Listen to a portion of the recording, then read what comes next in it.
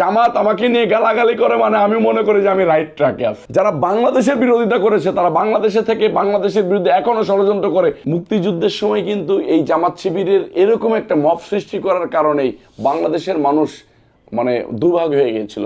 কিছু চলে গেছিল রাজাকারে, কিছু চলে গেছিল মুক্তিযুদ্ধে।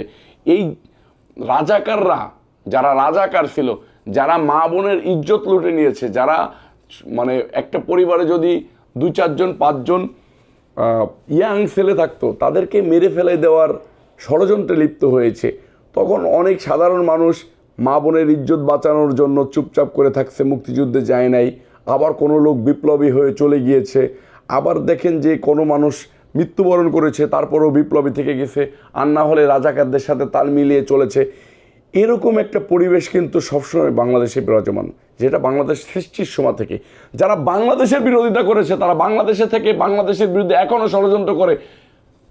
মানে খুবই দ্রুত এই ধর্ম ব্যবসায়ী যে দল, আমাদের ইসলামিক অনেক দল আছে যারা স্বৈরাচারের বিরুদ্ধে লড়াই করেছে, সংগ্রাম করেছে, যুদ্ধ করেছে, কিন্তু ধর্ম নিয়ে ব্যবসা করে নাই। এরা তো ধর্ম নিয়ে ব্যবসা করে। আপনি বক্তৃতায় বলতে পারেন, আমরা এইখানে যে কয়জন আছি মুসলমান, বলতে পারেন যে একটা লোক, জামাতের এক নেতা বক্তৃতা দিচ্ছে, সে আমার খুবই ঘনিষ্ঠ লোক, একসাথে জেল খাটছি, একসাথে একই ফ্লোরে ছিলাম। সে বলতেছে আপনি যদি জামাতের বিরোধিতা করেন তাহলে আপনি কোরআনের বিরোধিতা করতেছেন, মানে একদম শিরক। এরকম কথা বলতে পারে না। এদেরকে মানে খুবই দ্রুত বাংলাদেশের মানুষের প্রতিহত করা উচিত, আমি এটা মনে করি। আমাকে নিয়ে গালাগালি করে, জামাত আমাকে নিয়ে গালাগালি করে মানে আমি মনে করি যে আমি রাইট ট্র্যাকে আছি। বসুন্ধরা ট্যাবলেট এখন আরো উন্নত। এই হট এয়ার থ্রো টপ শীত দ্রুত শোষণ করে সোনামণিকে দেয় কোমল অনুভূতি। জামাত আমাকে নিয়ে, শিবির আমাকে নিয়ে গালাগালি করে মানে আমি ব্যক্তিগতভাবে মনে করি যে আমি রাইট ট্র্যাকে আছি। আমি বাংলাদেশের পক্ষে আছি, আমি বাংলাদেশের শক্তির পক্ষে আছি, আমি সাধারণ জনগণের পক্ষে আছি। জামাত যদি আমাকে নিয়ে গালাগালি না করতো তাহলে আমি হয়তো আমার ব্লাড টেস্ট করে দেখতাম যে আমি পাকিস্তানপন্থী হয়ে গেছি, আমার ভিতরে কি জামাত ঢুকে গেছে কিনা। এটা আমার পার্সোনাল অপিনিয়ন। দেখবেন যে আমার সোশ্যাল ওয়ার্কের পিছনে ফেসবুকের নিচে দেখবেন যে জামাত শিবির আলারা এবং এনসিপির লোকজনরা প্রচণ্ড পরিমাণে বিভিন্ন ফেক আইডি দিয়ে গালাগালি করে। তাতে আমার কিছু যায় আসে না। বাংলাদেশের জনকে আমি একটা জায়গায় ফল কিনতে গিয়েছি, তা আমি তার কাছে জিজ্ঞেস করতেছি ভাই কী অবস্থা, তা বলতেছে যে আছি ভাই, ভালো আছি, আগেও ভালো ছিলাম, এখনও ভালো আছি। আমি বলছি কীভাবে? তা বলছে আগে আমলিগ করতাম, এখন জামাত করি। আমি বলছি কবে থেকে? বলছে 5 তারিখের পর থেকে। এই যে পল্টন ময়দানে, মানে পল্টনের বাইদুল মুকাররমের উল্টা পাশে ফলের দোকানদার। আমি বলছি যে কতজন জামাতে যোগ দিয়েছেন এই ইসের পরে?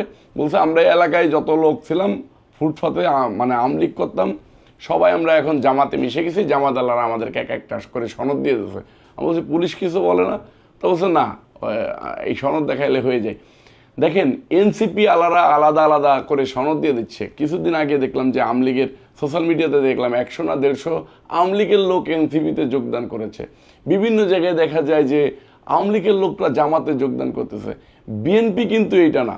বিএনপির ভারপ্রাপ্ত চেয়ারম্যান তারেক রহমান সাহেবের নির্দেশনা আছে যে আওয়ামী লীগ এবং আওয়ামী লীগের দোসরের সাথে কারো চলাচল নিষেধ করে দিয়েছেন।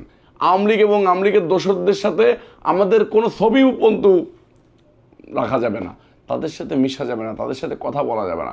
আওয়ামী লীগকে আমরা ধরিয়ে দিতে গেলে সেটাও আমাদের জন্য একটা মানে সমস্যা হয়ে যাচ্ছে যে মব সৃষ্টি করে ফেলে। আমরা আওয়ামী লীগকে ধরে দিব, সেই আওয়ামী লীগকে জামাত এবং এনসিপি সাপোর্ট দিচ্ছে।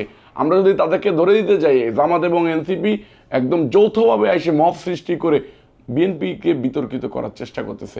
বিএনপি তো মিডিয়া ট্রায়ালের শিকার হচ্ছে। বিএনপির বিরুদ্ধে দেখেন যে একটা ছেলে কোনো প্রকার কোনো কিছু করলে তারা মানে মিডিয়া ট্রায়াল করা হচ্ছে, কোনো কিছু করা লাগতেছে না, একদম কাটসাট ভিডিও করে তাদেরকে মিডিয়া ট্রায়াল করা হচ্ছে।